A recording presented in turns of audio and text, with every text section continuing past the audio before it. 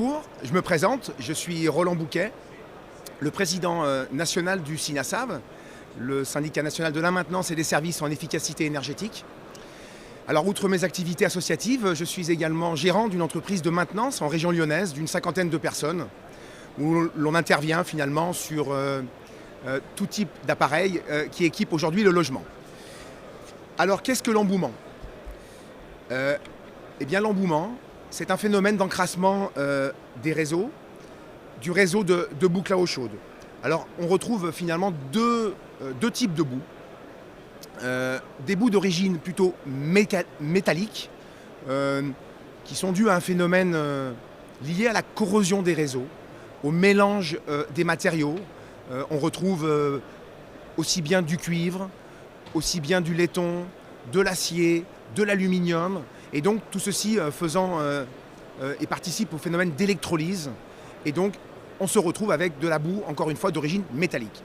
Deuxième finalement type de boue, d'où une boue d'origine bactérienne, où là nous avons un phénomène de développement d'algues au sein des réseaux bien sûr équipés de PER, c'est le polyéthylène réticulé plastique, réseaux plastiques qui sont utilisés aujourd'hui essentiellement dans le neuf, construction neuve, et puis dans les planchers chauffants, c'est-à-dire les installations à basse température.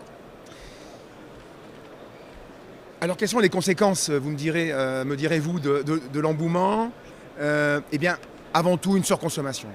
Indéniablement, l'embouement, c'est plus de gaz, plus d'électricité, plus de fuel à la fin de l'année pour les clients. Une étude récente a été menée par le SINASAV auprès de ses adhérents, et il en ressort que, une installation embouée, c'est 17% de consommation supplémentaire chaque année pour le particulier. 17% pour les particuliers qui sont équipés d'une chaudière. Et tenez-vous bien, l'embouement, c'est 27% pour les particuliers qui sont, eux, équipés d'une chaudière, d'une pompe à chaleur. Alors, les conséquences, c'est une surconsommation, on l'a dit. C'est également de l'inconfort, parce que également nous avons mené une étude au SINASAV auprès de nos adhérents, et il apparaît qu'une panne sur 3 est due à un problème de qualité d'eau dans les réseaux.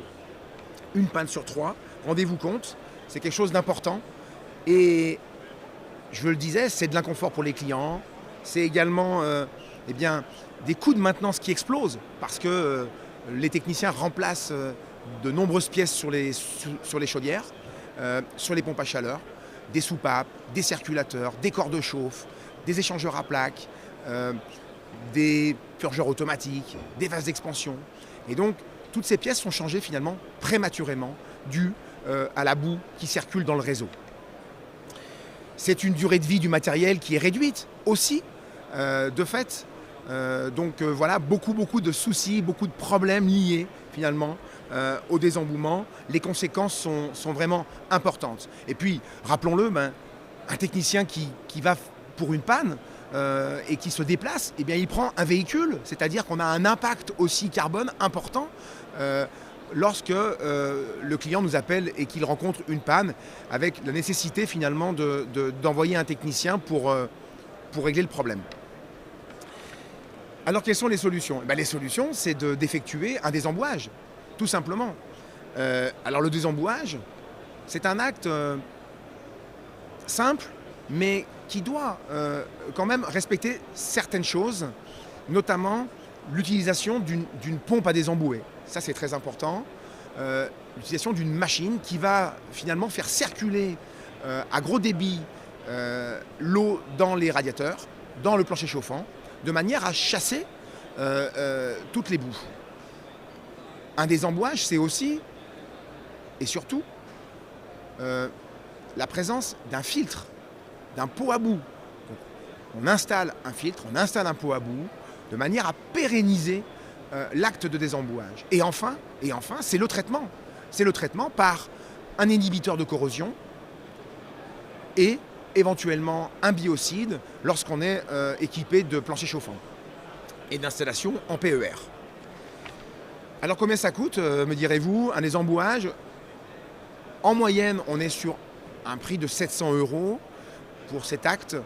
On va être plutôt aux alentours de 500 € sur un appartement et plutôt de l'ordre de 1000 € lorsqu'on est sur une maison individuelle où là on va avoir finalement un réseau plancher bien souvent avec des radiateurs à l'étage.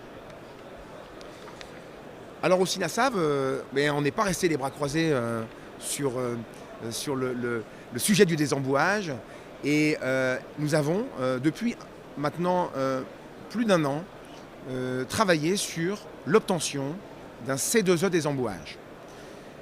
Auprès de la T2E, nous avons ouvert une fiche d'opportunité où nous avons pu travailler sur finalement l'impact réel d'un désembouage sur l'installation. Nous avons, par des calculs mathématiques, modélisé l'impact d'une installation embouée sur, d'une part, un réseau équipé d'une chaudière et d'autre part, un réseau équipé d'une pompe à chaleur. Donc ces travaux avancent bien. Ça serait une première finalement d'avoir demain un C2E pour une prestation de service.